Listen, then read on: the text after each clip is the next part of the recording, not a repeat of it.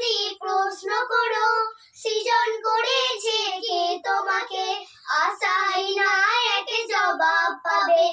আমার প্রভু সে যে আল্লাহ মহান, লা ইলাহা ইল্লাল্লাহ, লা ইলাহা ইল্লাল্লাহু মুহাম্মাদুর রাসূলুল্লাহ।